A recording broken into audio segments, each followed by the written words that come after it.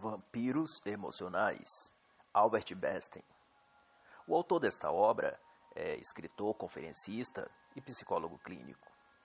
E logo nas primeiras páginas se propõe a dizer quem são e como atuam os vampiros emocionais. E o autor vai dizer que estes vampiros, ao contrário daqueles das lendas e filmes de terror, saem ao dia, não têm medo da claridade e ainda espalham-se por todo lugar, nas ruas, escritórios ou ambiente das empresas.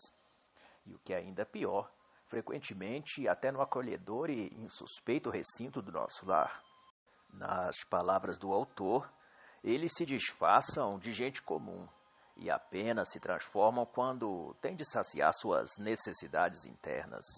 Estes predadores, para sugar nossa energia emocional, anestesiam antes a nossa consciência com gestos, palavras, atitudes gentis e encantadoras, para somente depois extrair nosso ânimo, nossa energia e vigor mental. Segundo Albert Bestein, estes vampiros comumente se apresentam cheios de qualidades e características tão singulares que nos faz ter deles uma imagem melhor que das pessoas comuns. São inteligentes, talentosas, aparentemente confiáveis e encantadoras. E, tanto por isso, ganham com facilidade nossa confiança e os deixamos entrar em nossa vida. Mas, ao fim, elas sugam tudo o que podem de nós, nossa paz de espírito, dinheiro, liberdade e, não raro, até a nossa própria vida, visto que alguns desses vampiros emocionais são, sobretudo, inclinados a surtos de violência. Na literatura clínica, quando as pessoas enlouquecem a si mesmas, têm neuroses ou psicoses. Quando, no entanto, levam outros à loucura, elas têm distúrbios da personalidade. E o autor vai então chamar isso de vampiros emocionais. E, de acordo com o Manual de Diagnóstico da Associação Americana de Psiquiatria, há pelo menos 11 tipos de distúrbios classificados, identificados, com estudo de caso, diagnósticos, análise e medidas de tratamento. E, segundo esse manual, o distúrbio da personalidade é um padrão longo ou contínuo de comportamento interno que se desvia de forma nítida das expectativas da cultura do indivíduo. São elas as maneiras de perceber a si mesmo e outras pessoas ou fatos ocorridos, a resposta emocional que a pessoa dá às coisas, fatos e circunstâncias da vida, sua forma de se relacionar e o controle que tem sobre seus instintos e impulsos. E, segundo Albert, um indivíduo é diagnosticado com distúrbio da personalidade quando manifesta características desviantes de 2 ou mais desses itens listados. E dos 11 tipos de distúrbios, Albert Bestein escolheu tratar de 5, pois, segundo ele, são os mais comuns e recorrentes: o antissocial, o histriônico, o narcisista, o obsessivo-compulsivo e o paranoico. Outro motivo pelo qual o autor escolheu tratar esses 5 tipos de distúrbios patológicos é que eles têm entre si uma singularidade comum. As pessoas que sofrem desses transtornos psicológicos são capazes de despertar nas suas vítimas um enorme potencial de empatia. Isso é, inflamam nas pessoas um alto grau de compaixão, solidariedade, ternura e até de amor.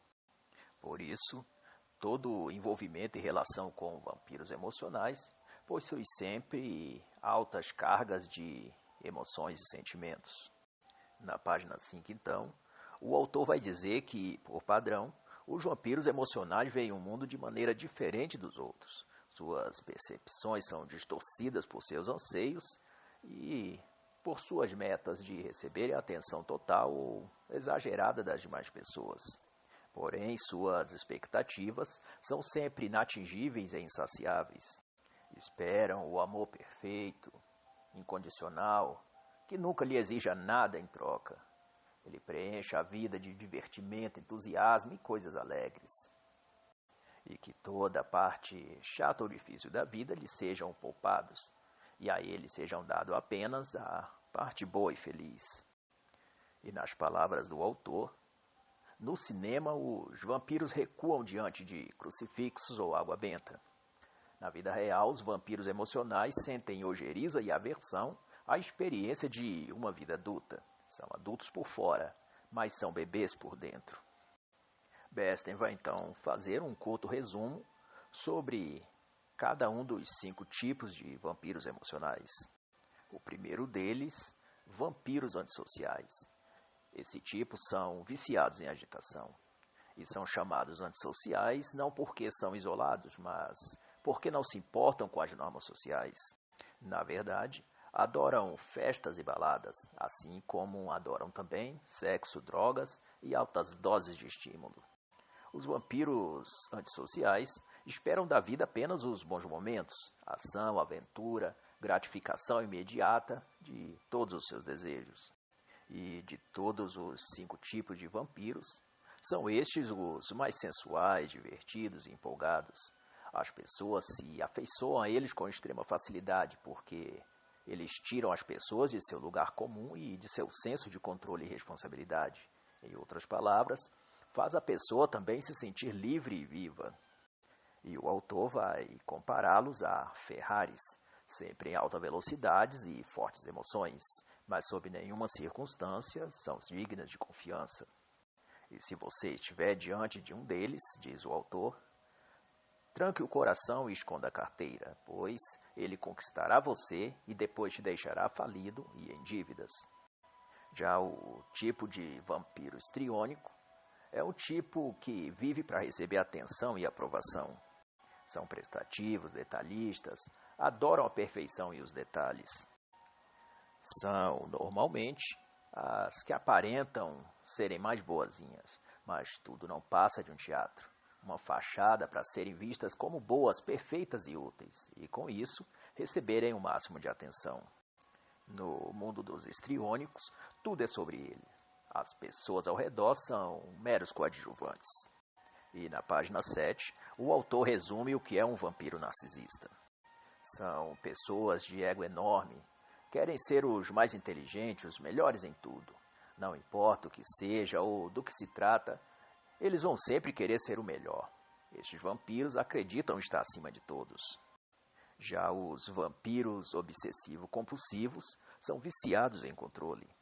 Precisam se sentir sob o controle de tudo à sua volta. São obstinados e detalhistas, mas isso para manter o vulcão que há dentro de si contido. Pois sabem que há uma bomba dentro deles. Um cão feroz e raivoso que, sob o menor sinal de desordem, pode atacar, emergir sua fúria selvagem. Mas, de todas as personalidades, o obsessivo-compulsivo é a que cobra mais de si mesmo. Seu conflito é mais interno do que contra as pessoas ao seu redor, e não raramente se dispõe a tarefas mais difíceis ou ingratas só para manter os outros em segurança. Eles não gostam de ferir ou magoar ninguém, mas o faz sem pensar 2 vezes caso tentem tirar o seu mundo de ordem. Já o vampiro paranoico está sempre um passo à frente dos outros, ou ao menos se veem assim. Estão sempre psicologicamente incumbidas de descobrir a verdade por trás de tudo. Veem sempre algo que os outros não veem.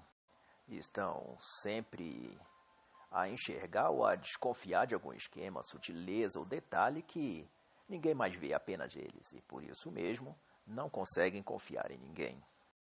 E na página 9, Albert Bestein vai falar sobre maturidade e saúde mental. E a pergunta que ele vai fazer é: se os vampiros emocionais são crianças, o que é preciso para ser adulto? E sua resposta será de que maturidade é a condição de a pessoa se portar com consciência das causas e efeitos de suas atitudes, que o autor vai chamar de percepção de controle. Também se portar com consciência das normas sociais, que significa, na visão do autor, a capacidade de aprender, de avaliar seu meio social e de acatar as normas que beneficiam o bem maior. E também ter consciência dos desafios da vida, ou seja, saber que a vida está repleta de desafios e situações que demandam força mental e coragem. Quanto às causas que levam as pessoas a desenvolverem distúrbios da personalidade, o autor vai dizer que as teorias acerca disso são distintas, Vão desde desequilíbrio químico cerebral, traumas na infância ou desestrutura familiar. Mas a consideração do autor sobre isso será de que nada vale discorrer sobre estas questões, pois não se conseguirá chegar através delas a uma causa nem a uma solução dos problemas. Melhor é se concentrar no problema que existe e lidar com ele. E o autor também vai dizer que os vampiros emocionais tratam as demais pessoas como puramente fontes potenciais, a qual usam para saciar suas necessidades emocionais, sentimentais, financeiras ou sexuais. E Albert Bester também vai dizer que todos os nossos conhecidos e até nós mesmos temos algumas características de cada um dos tipos vampíricos. E, em suas palavras, todos têm algumas, mas ninguém tem todas. E o autor vai dizer que se você reconhecer o seu próprio distúrbio, bem provável que ele não seja assim tão problemático como você pode pensar. Os casos mais nocivos são o que os portadores não enxergam e por isso são mais difíceis de tratar. E o autor vai dizer na página 13 que as normas sociais às quais os vampiros obedecem são diferentes das nossas, por isso entendê-las faz parte do modo e exercício de compreender a mente distorcida de um vampiro emocional.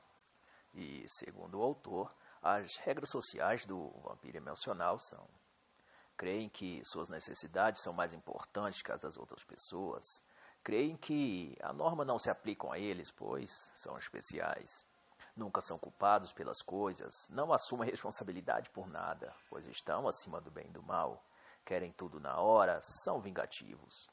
E a recomendação do autor será: atenção! Os vampiros costumam parecer melhores que as outras pessoas, mas sempre tomam mais de você do que lhe dá. E também vai dizer na página 14 que os vampiros são vazios por dentro, não sabem o que são, apenas o que querem. Por isso conseguem se transformar no que você quiser que eles sejam, pois são bons atores. E sua performance, aliado com seu grande carisma, podem facilmente enganar quem eles querem pelo tempo suficiente para tirar delas o que precisam. Os vampiros emocionais, vai dizer o autor, não têm discernimento. Por isso, qualquer tentativa de despertar a razão apresentando a eles o que eles são não surtirá efeito. É mais provável que eles se vistam de uma nova máscara para tentar mais uma vez enganar você. Por isso, vai dizer o autor, não queira ser o terapeuta de um vampiro emocional, a não ser que você seja um profissional treinado. E uma observação importante do autor será dizer que o vampiro pode transformar você naquilo que eles são. Por isso, o seu cuidado deve ser de não absorver os transtornos de seu vampiro de estimação. E Albert Besten vai dizer na página 16 que há 3 técnicas quais os vampiros usam para dominar suas vítimas. É a hipnose, o isolamento e o controle.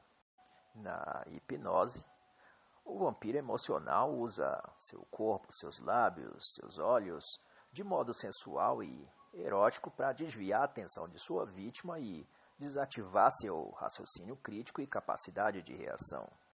Em outros termos, faz a pessoa ficar dominada pela emoção, pela excitação, pelo desejo de sexo. Na técnica do isolamento, o vampiro age para afastar a vítima de seus amigos ou familiares.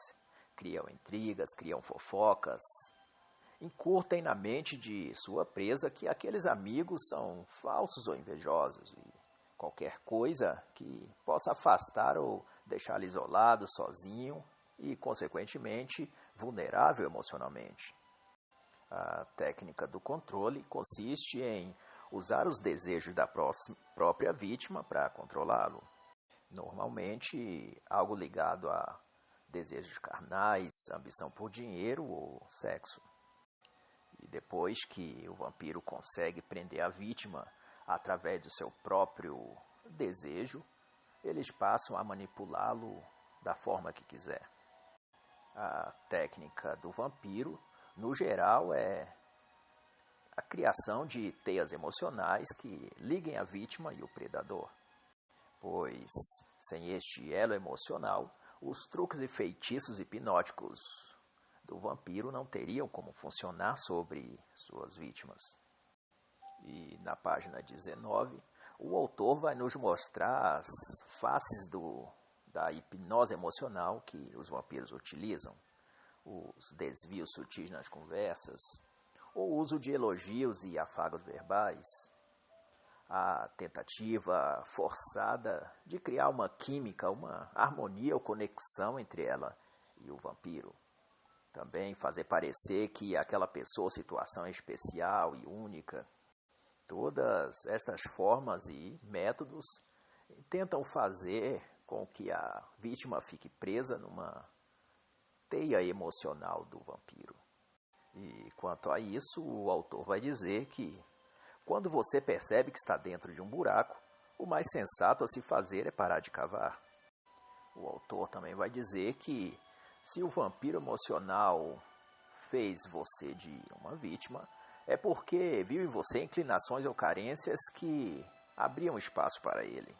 Portanto, conhecer e fortalecer seus pontos fracos ajuda você a lidar com os vampiros emocionais. E, para isso, Albert Besten vai listar 4 dicas que, se observadas, ele vai dizer, pode auxiliar o indivíduo a se precaver de ser vítimas dos predadores emocionais. Número 1. Fique atento quando alguém que você não conhece aparece de repente em seu caminho em sua vida, cheio de características e qualidades que parecem boas demais para ser verdade. Realmente, é mais provável que não seja mesmo verdade. Fique de olho e não se envolva pelo seu carisma e sedução, principalmente se ele ou ela se mostrar interessado em você. Número 2. Não pense tanto no futuro maravilhoso que pode ter ao lado dessa pessoa, mas no futuro desastroso que você pode evitar se não se entregar tão facilmente. Antes de conhecê-lo, a melhor forma de prever o futuro, vai dizer o autor, é examinar o passado, consultar as referências da pessoa antes de permitir que ela entre em sua vida e no seu coração. Número 3. Jamais baixe a guarda. Nunca troque a prudência por um momento ou por uma noite de prazer, de aventura ou de empolgação, pois isso pode lhe custar muito caro. Os vampiros às vezes estão esperando apenas um detalhe, um descuido seu para eles agirem. Número 4. Nunca subestime o poder de um vampiro, nem também superestime sua capacidade de se defender, pois o vampiro pode ter um novo truque que você ainda não conhece. Se você acha que nunca poderá ser hipnotizado ou cair numa armadilha, é bem provável que já tenha caído e que já esteja hipnotizado por ele. Pois os vampiros trabalham para dar a você esta sensação de segurança. E se é isso que você está sentindo, pode ser que você já esteja preso na teia de sedução do vampiro. E na página 23, o autor vai falar sobre os tipos de vampiros. Vampiro antissocial. Esse tipo costuma ser os mais simples dos vampiros, mas também um dos mais perigosos. Buscam na vida divertimento, emoção, recompensa e prazer imediato.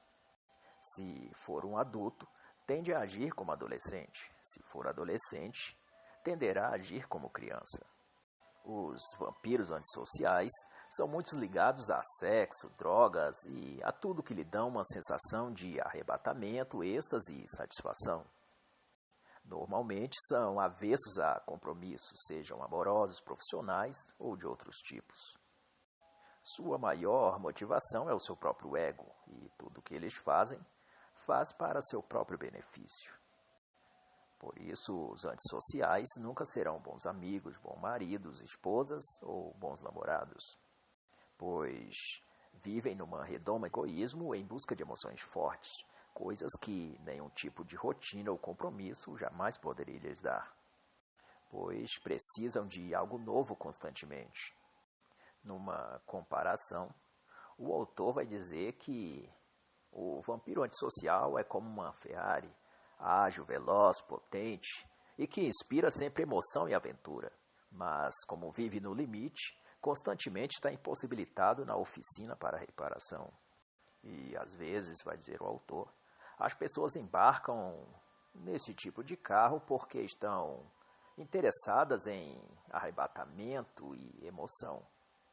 Mas a viagem que a Ferrari lhes proporcionará em alta velocidade será, de certo, uma colisão fatal com a decepção e com a morte. Na página 26, o autor lista um conjunto de 20 características que podem identificar o vampiro antissocial. Na lista, cada item deve ser avaliado por verdadeiro ou falso e, ao fim, contabilizado o número de pontos marcados como verdadeiro. 5 ou mais respostas verdadeiras já colocam a pessoa em quarentena. Uma pontuação acima de 10 pontos dão um provável diagnóstico para transtorno de personalidade antissocial. Essa lista vai desde sugestões como a pessoa ter acessos de raiva quando contrariadas, a pessoa ter por hábito mentir, ser dada a se divertir e não recusar uma oportunidade de festa, a pessoa ter ou teve muitos parceiros sexuais, se aventura em situações arriscadas, não fica confortável com regras ou normas e várias outras.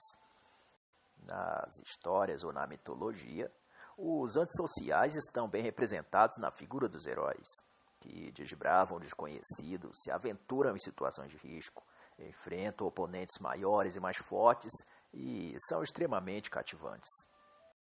E não obstante, assim como os heróis das mitologias e histórias antigas, estão sempre cercados de críticas e desafetos devido às suas condutas fora do campo de batalha. Perversão sexual, alcoolismo, drogas, insubordinação. O personagem bíblico Davi ou o herói mítico Aquiles talvez representem um perfil próximo ao que se considera distúrbio de personalidade antissocial. Ambos eram dados a aventuras sexuais que nunca estavam completamente saciados. Não temiam enfrentar adversários maiores e perigosos, não temiam o perigo, mas até se lançavam nele numa espécie de prazer mórbido.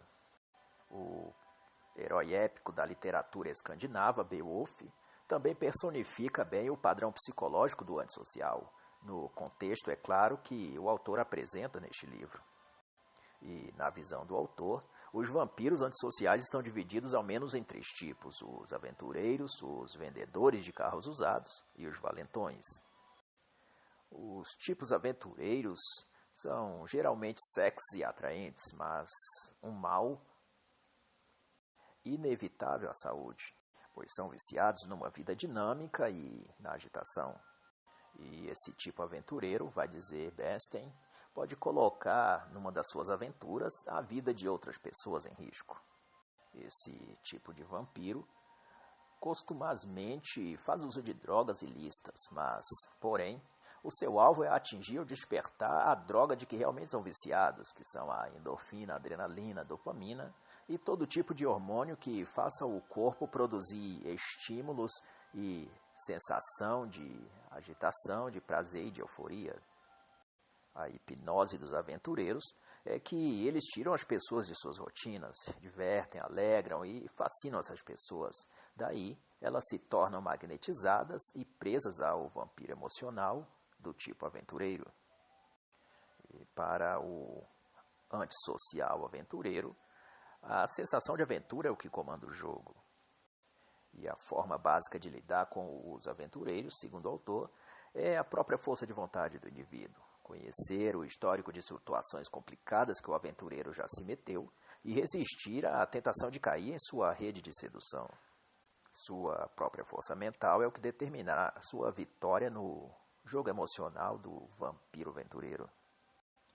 Já os vendedores de carros usados são também chamados de raposas velhas, os espertos, os trambiqueiros.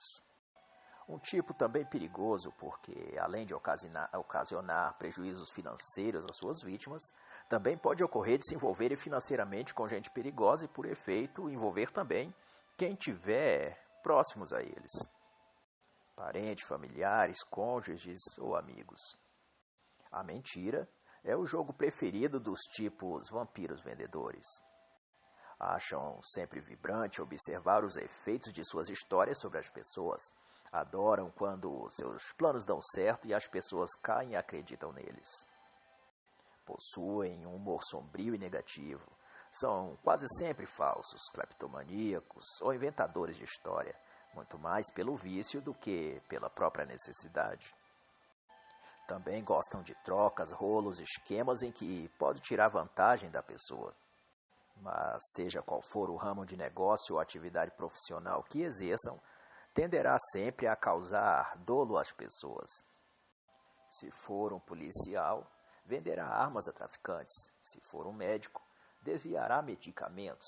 Se for um diretor, gerente ou alguém em função ou cargo qualquer que dê acesso ao departamento financeiro, por exemplo, desviará verbas, adulterará documentos, falsificará assinaturas, enfim, estará envolvido em camadas cada vez mais sujas e corrosivas e, certamente, levará quem puder consigo para o buraco sujo em que vivem.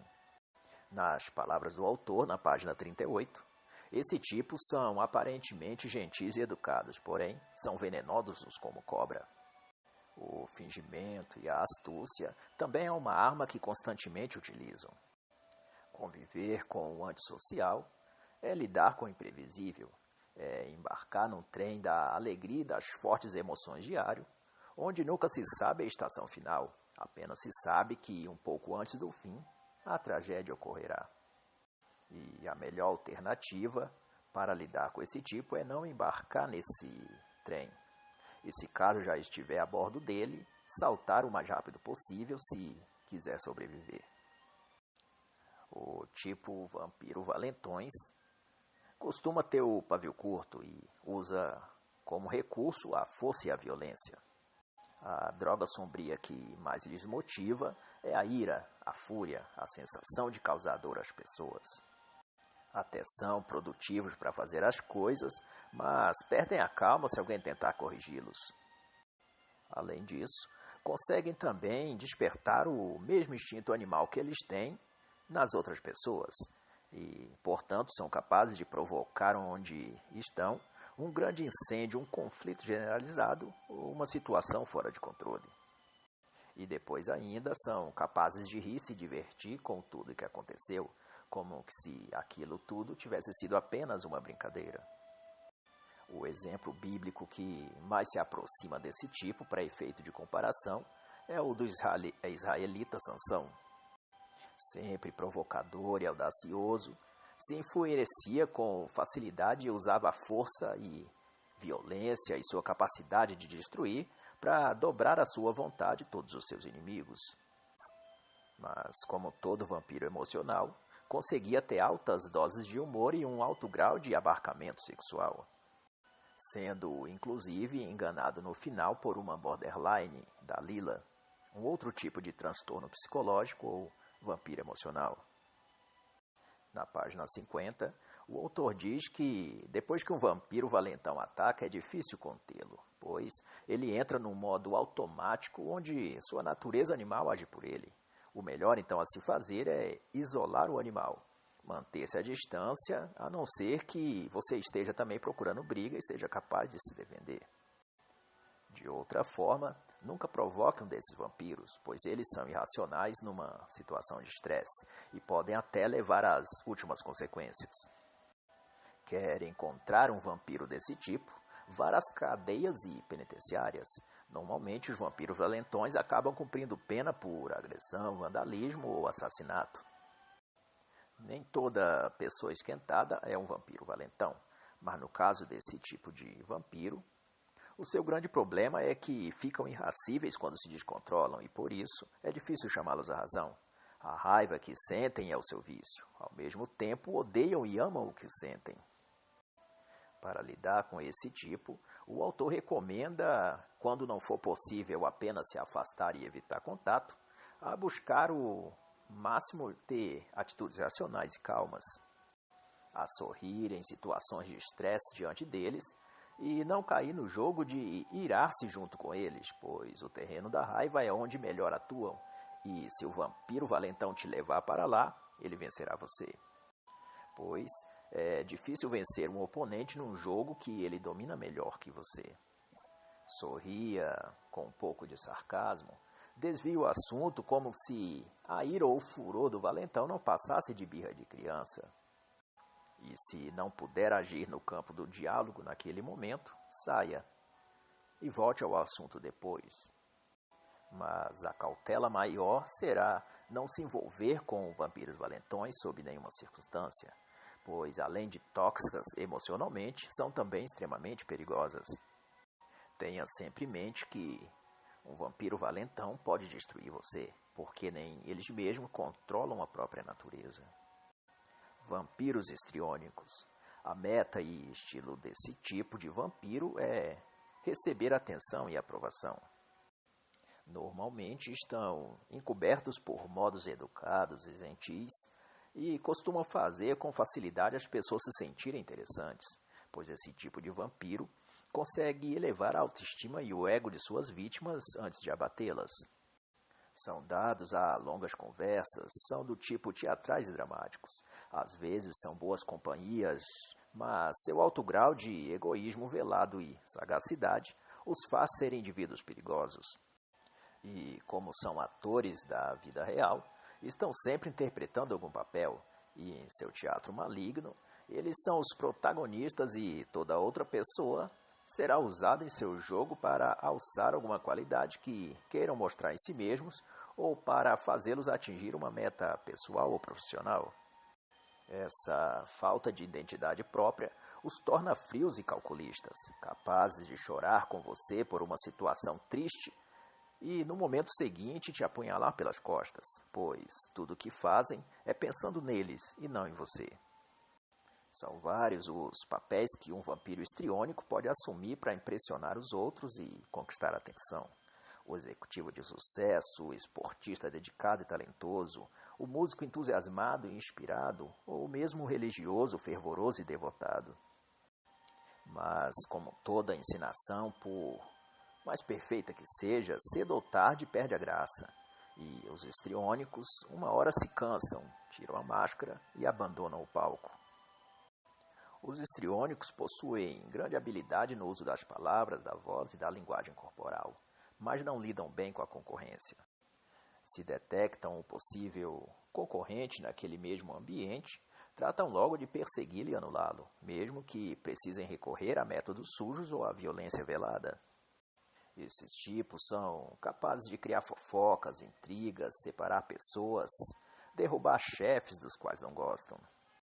Mas também são sedutores porque podem ser tudo o que você quer que eles sejam. Se você precisa de um amigo, lá estão eles. Um ombro para chorar, um conselheiro afetuoso, um amante saciável, um parceiro compreensivo. Eles são tudo, porque não são nada. São personas que assumem o rosto e a personalidade que o ambiente social naquele momento exige. E até mesmo suas emoções são superficiais e fabricadas. São verdadeiros camaleões por dentro e por fora. Os histriônicos também são avessos à rotina, por isso não conseguem manter compromissos.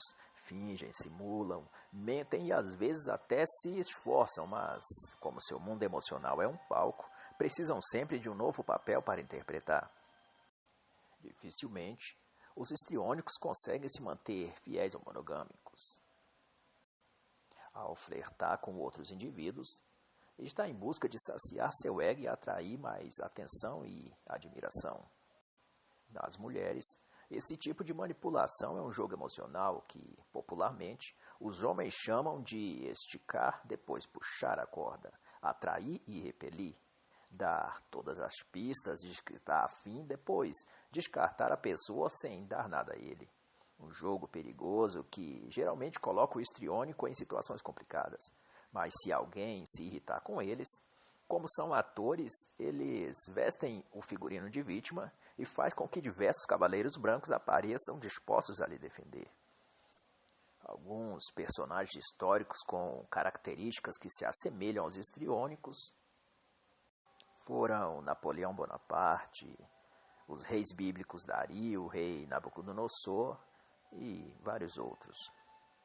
Talvez até o falecido cantor Freddie Mercury, da extinta banda Queen, pois os modos que identificam o histriônico são evidente preocupação com a aparência, especificamente as roupas chamativas e destacadas, raiva contida, mas notórias a outras pessoas, rápida demonstração de apego, simpatia ou amizade a estranhos ou recém-conhecidos, jeitos dramáticos ou performáticos de ser quando estão em público, etc. Coisas do tipo. Os histriônicos sempre procuram plateia. Se alguém mostra interesse neles, geralmente retribuem, porque gostam de se sentir desejados. E o autor divide os histriônicos em dois tipos, os histriônicos exagerados e do tipo passivo-agressivo. O tipo exagerado, como o nome já diz, faz tudo pela atenção, seja ela positiva ou negativa. São exagerados nos trejeitos ou roupas, nas caras e bocas que fazem quando conversam ou contam um caso qualquer. E até quando passam por um problema de saúde, fazem mais alarde disso do que é necessário e fazem o mundo girar em torno deles. Normalmente, gostam de namorar pessoas apagadas ou discretas. Os tímidos são seus preferidos, pois sentem que assim podem brilhar sozinhos no palco da relação.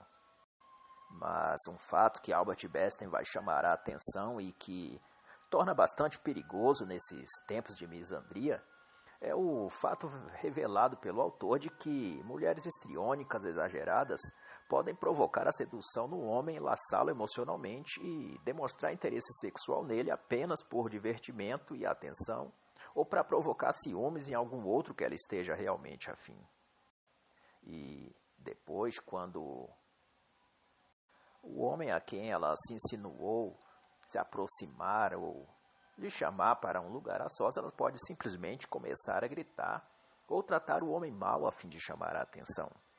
E como as leis e ambiente social atual são sempre desfavoráveis aos homens, caso isso acontecer, ele estará bastante encrencado.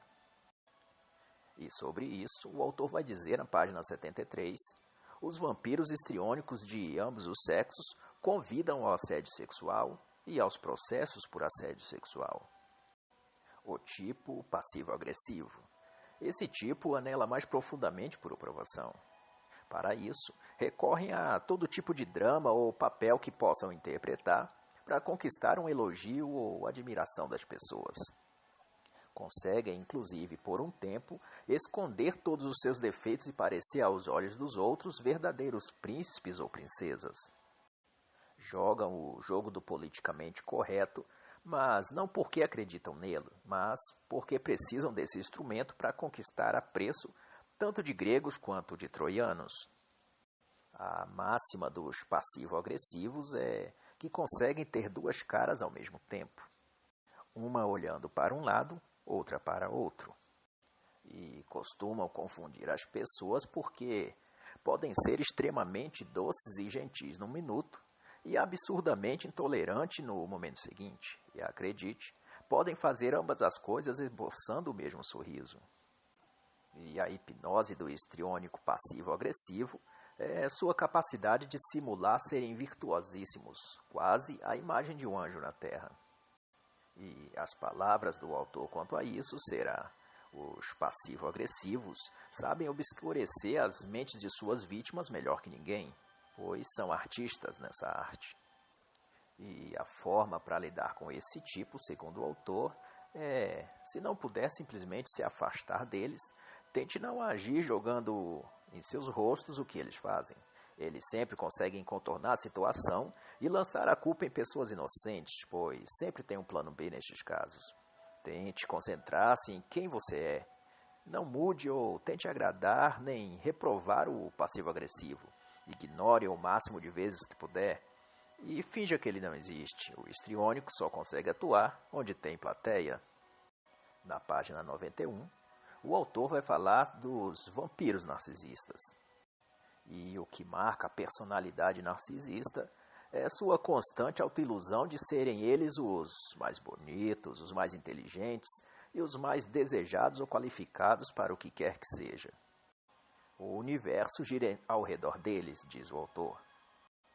Também se acham as pessoas mais incríveis e legais do mundo, e qualquer um que não goste deles despertará no narcisista o mais profundo desgosto e ressentimento. E neste caso, não vão esconder sua contrariedade em relação à pessoa, e podem se tornar inimigos mortais dela. A rainha fenícia Jezabel tinha, ao que descreve a escritura bíblica, traços fortíssimos de personalidade afetada pelo transtorno narcisista. Vede, por exemplo, como ascendeu a si mesma, tendo mais destaque que o rei, seu marido Acabe. Sedutora, sem escrúpulos e querendo fazer o mundo girar em torno dos seus desejos e caprichos. Perseguiu o profeta Elias, assassinou diversos outros e tentou ter mais proeminência do que qualquer outra pessoa em todo o reino. Era uma vampira narcisista que sugava toda a energia mental e capacidade de Acabe, que era o rei, ao ponto de apagá-lo e fazê-lo viver à sombra dela, da grande rainha Jezabel. Seu ego era maior que todo o reino de Israel, e tudo fez para que ninguém realçasse mais que ela. Parte marcante de sua história foi sua falsa acusação contra o homem justo e correto chamado Nabote. Sob sua falsa acusação, aquele agricultor foi executado e a rainha elevada por seu grande e brilhante plano. Afinal, tudo que o narcisista faz, o faz para parecer mais esperto e inteligente que todos. Mas a personalidade distorcida do narcisista não está em apenas engrandecer a si próprio, mas em, sobretudo, diminuir quem esteja em sua órbita. Ainda no exemplo citado da rainha Jezabel, um dos seus feitos nesse sentido foi acabar com os profetas e com o culto ao Deus de Israel e estabelecer seus próprios profetas e seu próprio Deus. Pois o Deus que Israel adorava era tido como acima de todos e de tudo, e isso era altamente ofensivo para o ego e a autoimagem que a rainha tinha de si. Jezabel era o sol, e tudo mais tinha de viver sob sua sombra, nada mais típico de um temperamento pervertido de um vampiro narcisista. Nas palavras do autor, o narcisista busca e precisa da adulação alheia, mas isso apenas para reforçar o que já pensam e acham sobre si mesmos. Porém, por estranho que pareça, a verdadeira plateia do narcisista é ele mesmo. Adoram o que vem no espelho. E também vai dizer que o vampiro narcisista precisa demonstrar de forma incessante que são especiais, pois senão afogam-se em profunda melancolia e depressão. São como os tubarões que precisam nadar continuamente para não se afogarem. E, no caso do narcisista, o mar em que nadam é o vasto oceano do seu próprio ego. E o autor diz, na página 94, que os narcisistas podem, porventura, demonstrar alguma afinidade com você, mas isto poderá ser apenas um truque hipnótico para seduzi-lo, pois os narcisistas se consideram sempre um nível acima de todas as outras pessoas. E a hipnose do narcisista é basicamente o fato concreto de serem realmente inteligentes ou competentes naquilo que fazem. E por isso atraem as pessoas para sua órbita e geram com seus subordinados ou suas vítimas emocionais uma relação cíclica de veneração e fanatismo.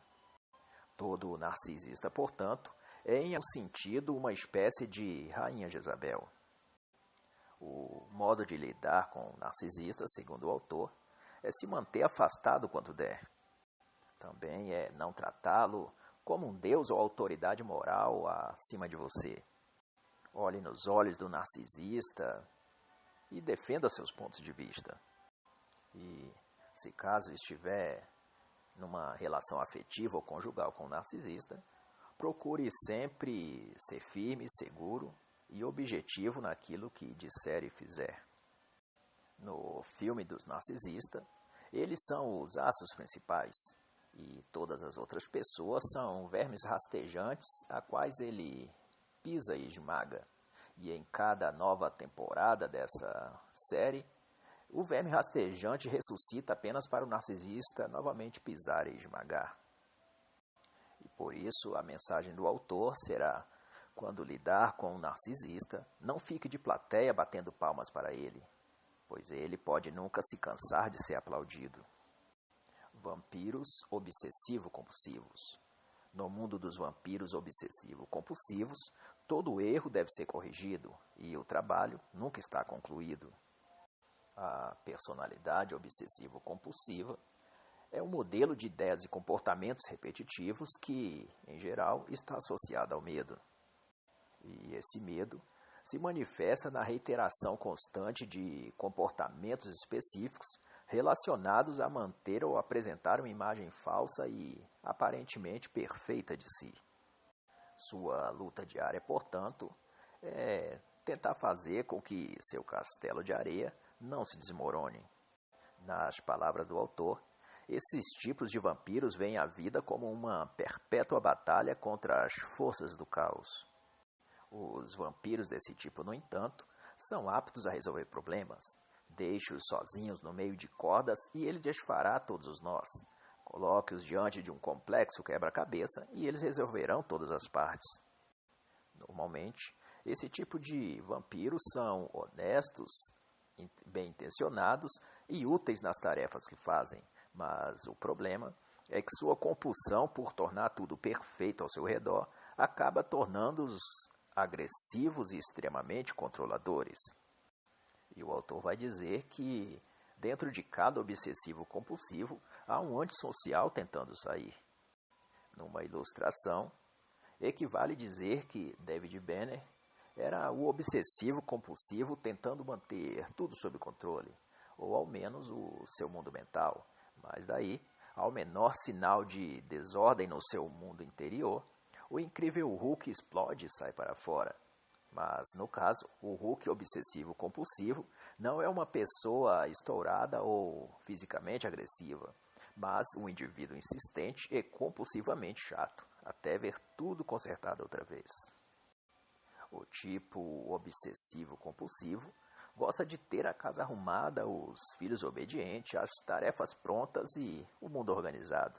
Mas o problema é que um grão de poeira em sua sala limpa o torna tão irritado que pode o fazer perder a cabeça. E por isso, se ocupam cargos de chefia, mandam embora quem desorganizou o seu mundo. Se são maridos ou esposa, reagem com críticas pesadas, sermões extensos e, não raro, arrumam as malas e vão embora. Há relação de amor e ódio também nesse perfil de vampiro. Despertam bons e maus sentimentos nas pessoas. E por isso mesmo, são grandes causadores de perturbações psicológicas nas pessoas que convivem com eles. Sobre isso, Albert Besten vai dizer: o monstro interno do obsessivo-compulsivo é tal qual um adolescente rebelde, isolado dentro de sua personalidade, buscando brechas para se soltar, mas que o obsessivo-compulsivo luta para mantê-lo preso, porque o caos e a desordem não é o ambiente que o obsessivo-compulsivo gosta de viver. Lidar com o obsessivo-compulsivo é como segurar uma espada em chamas.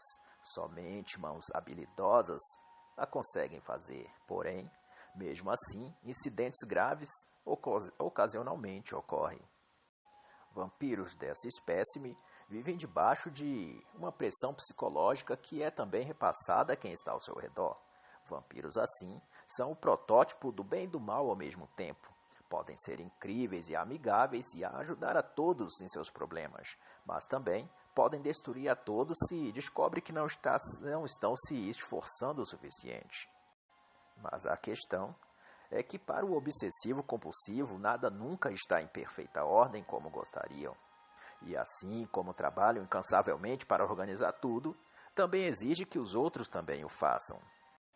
As principais características dos vampiros compulsíveis são empenho no trabalho, descobrem com facilidade o que está errado e geralmente acertam na avaliação que fazem, possuem alto juízo de valor sobre certo e errado, são decididos nas coisas, não podem ser manipulados por ninguém, são controladores e exigentes, sua raiva se manifesta também por sarcasmo e ironia e se sentem confortáveis com a rotina, mas talvez a maior virtuosa e também perigosa características do perfil obsessivo-compulsivo é o fato de que são obcecadamente cumpridoras de suas promessas.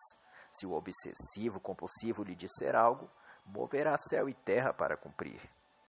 E na página 131, o autor vai dizer que o transtorno obsessivo compulsivo se divide em dois tipos, os perfeccionistas e os puritanos. Os perfeccionistas tentam controlar os seus atos, tudo o que você faz. Os puritanos tentam controlar sua alma, tudo o que você sente. Os perfeccionistas estão liderando empresas, os puritanos estão liderando igrejas. A hipnose nesse tipo de vampiro é sua extrema responsabilidade e empenho em trabalhar, e por isso conquistam as pessoas por serem úteis e dedicadas, além de muito prestativas.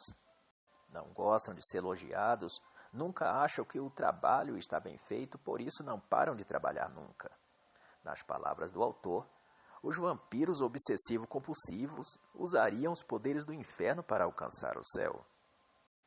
E é no ambiente religioso onde melhor se refugiam os obsessivos compulsivos, pois é nesse tipo de expediente que podem exercer sua obsessão por controle e punir as pessoas sem parecer que são más ou ruins. Ao aplicar o juízo moral sobre seus seguidores, rebanho, companheiros ou grupo, satisfazem sua necessidade de controlar os atos ou os pensamentos das pessoas, ao tempo que podem, em contrapartida, parecerem justos e virtuosos mais do que elas, e, portanto, ganhar ainda mais autoridade para assim proceder. Regular a vida alheia em qualquer outro lugar desperta a raiva e reprovação das pessoas, e é visto como algo imoral. Mas no ambiente religioso isso é tratado como virtude, e a pessoa que assim procede, criando normas para tudo que as pessoas pensam, sentem ou fazem, é reverenciado e chamado de líder. Mas se as pessoas conhecessem este livro e o contexto do que ele ensina, talvez o chamasse daquilo que ele realmente é, um vampiro emocional obsessivo-compulsivo. E para o autor, a melhor forma de lidar com esse tipo de vampiro é se organizar, cumprir metas e prazos, evitar dar motivos óbvios para o obsessivo se queixar. Pois apesar de toda a chateação que um obsessivo-compulsivo pode causar, na maioria das vezes ele está certo naquilo que observa nas pessoas, porquanto os seres humanos, em sua inconsequência, têm deixado margem para muitas críticas, tornando-se cada dia mais irresponsáveis, preguiçosos, acomodados e pouco empenhados no que quer que seja. E isso preenche com munição o senso de reprovação dos obsessivo-compulsivos, e só dá a ele mais motivo para querer controlar o mundo e para querer controlar você. Quanto aos vampiros puritanos, eles são perfeccionistas morais e tentam controlar sua alma mais do que suas atitudes. Para eles, o mundo precisa de uma reforma de valores, o que não deixa de ser verdade, mas eles adotam para si a missão de mudar o mundo. E ao tentar fazer do mundo um lugar melhor, o tornam pior do que estava.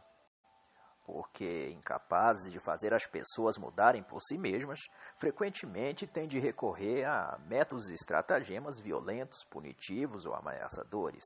Todos os regimes políticos e econômicos usam ou usaram em menor ou maior grau esses dispositivos mentais obsessivo-compulsivos. E o pior deles, sem dúvida, foi o comunismo-socialismo, qual pode ser considerado um tipo de puritanismo obsessivo-compulsivo ideológico. E a consideração do autor sobre isso, na página 138, será de que os puritanos foram quem inventaram a ideia de céu e inferno nesse sentido. Mas, como não têm paciência para esperar o fim dos tempos, para consertar as coisas, se metem a interferir, tomam o lugar de Deus e passam a julgar tudo e todos, e a separar os bons dos maus. E como se acham Deus, tentam tomar as rédeas do universo e controlar tudo. Mas, como reza a canção, quem sabe faz, quem não sabe ensina. Vampiros paranoicos. A palavra significa mania de perseguição. E no contexto deste livro, os paranoicos veem o mundo como um lugar de coisas complexas, onde mentes maléficas conspiram o tempo todo contra ele. Os paranoicos veem o mundo como palco da luta entre o bem e o mal, e embora o bem e o mal sejam forças evidentes a se manifestar no mundo, os vampiros paranoicos creem que só eles percebem esse conflito e, pior, toda essa trama diabólica e infernal, eles acham que está dirigida a eles especificamente ou aquilo que eles acreditam e defendem. Frequentemente, as batalhas ideológicas entre conservadores e liberais ou entre estes e os marxistas estão recheadas de pressupostos paranoicos no contexto do que fala o autor deste livro. Os vampiros paranoicos estão em toda parte e lugar, mas se proliferam de forma mais evidente no meio político ou nos ambientes onde há debates políticos. A paranoia é um modelo de raciocínio cuja convicção central é a ideia de todos contra mim ou eles contra nós. É muito sutil a separação entre fantasia e realidade, porque normalmente uma e outra coisa são mescladas e se misturam na mente do paranoico. Mas o paranoico, quanto ao seu distúrbio de personalidade, não age ou fala exatamente como louco. Pode ser, inclusive, alguém capaz de reflexões apuradas sobre temas diversos e costumam mesmo ser coerentes e convincentes. A paranoia nesse tipo de vampiro se apresenta em sua percepção de enxergar inimigos em toda parte. E, seguindo pistas reais ou imaginárias, às vezes descobrem de fato um verdadeiro complô, outras vezes são eles quem criam o complô. O profeta Eliseu e o profeta Jonas do período bíblico do Antigo Testamento têm traços que aparentam paranoia na medida e sentido que trata este livro.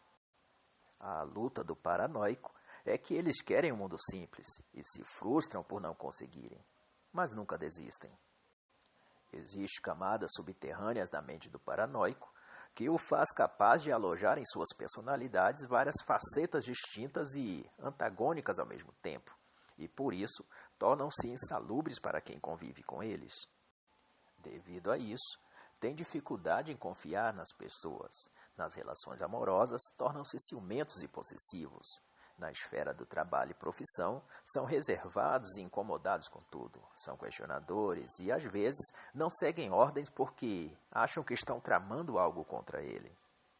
Nas palavras do autor, os vampiros paranoicos não conhecem a paz de espírito, só a incerteza. São inquietos e não são íntimos de ninguém, pois não confiam em ninguém. Vivem sob o slogan da verdade, mas nunca sabem ao certo onde a verdade está, pois em sua mente tudo é complexo e cheio de variáveis. Os paranoicos são convencidos da própria virtude e se acham justos, mas às vezes não são. E quando cometem erros de julgamento ou no tratamento para com alguém, não se retratam ou abandonam a paranoia. Rapidamente, envolve a mente deles e das outras pessoas numa nova trama conspiratória e dão início a um novo capítulo de sua saga de perseguição ideológica. Todo paranoico é, portanto, um algoz, mas, na mesma medida, é também um escravo. São escravos porque estão presos a um movimento cíclico de perseguição, revelação da perseguição e nova perseguição mais aprimorada. E os fanáticos religiosos costumam sofrer desse distúrbio e seu perseguidor preferido, que o tempo todo trama contra ele, é o diabo ou os demônios. No caso, tudo é um grande complô espiritual contra ele, o paranoico. Nas palavras do autor, os vampiros paranoicos travam batalhas por toda parte. Seu universo psicológico é um cenário de guerra, um Game of Thrones talvez, cheio de revoluções, tiros, dramas e traições. Aliás, seu passatempo preferido é descobrir uma traição atrás da outra. Para o paranoico, qualquer um que não siga as mesmas regras, religião, partido político ou modo de pensar que ele é um inimigo. Assim, as forças das trevas estão sempre do outro lado, e a luz sempre do seu lado. A forma de lidar com o paranoico, segundo o autor, é ter sempre uma explicativa curta e verdadeira para o que fizer. Isso não vai livrá-lo de ser posto como um suspeito na lista do paranoico, mas evitará desgastes mais profundos e desnecessários. E, por fim, tente não levar tudo que o paranoico diga ou faça para o lado pessoal. pois eles, os paranoicos, já fazem isso o tempo todo, e é chato pra cacete. E, finalmente, os paranoicos se subdividem entre visionários e ciumentos, e para o autor, o que há de comum entre eles, dentre outras coisas, é o fato de que ambos desconfiam o tempo todo daquilo que veem ou daquilo que contam para eles. Preferem sempre crer na versão que está em sua mente. E, embora costumam às vezes acertar nas teorias, no fim acabam sempre exagerando e, quando se conectam a essa realidade paralela, quem não concordar com ela será perseguido. Pois a melhor especialidade de alguém que se acha perseguido é também perseguir os outros. E, em suma, dos objetos que destrói o vampiro, segundo a mitologia, o alho, a estaca, a cruz e a água benta, 2 são artefatos religiosos, e isso porque na vida e nos mitos a religião é o buraco negro que tanto suga a vida como dá início a ela. E o resumo final que o autor vai fazer das personalidades distorcidas de cada um dos 5 tipos de vampiros emocionais será: os vampiros antissociais são viciados em agitação. Os vampiros histriônicos, carentes de atenção. Os vampiros narcisistas se acham uma dádiva de Deus dada de presente ao mundo. Os obsessivos compulsivos nunca estão satisfeitos. E os vampiros paranoicos procuram a verdade, mas nunca a encontram. Mas o que você não pode esquecer é que é você quem está no controle, e não o vampiro. E assim, encerra o livro Vampiros Emocionais, de Albert Besten.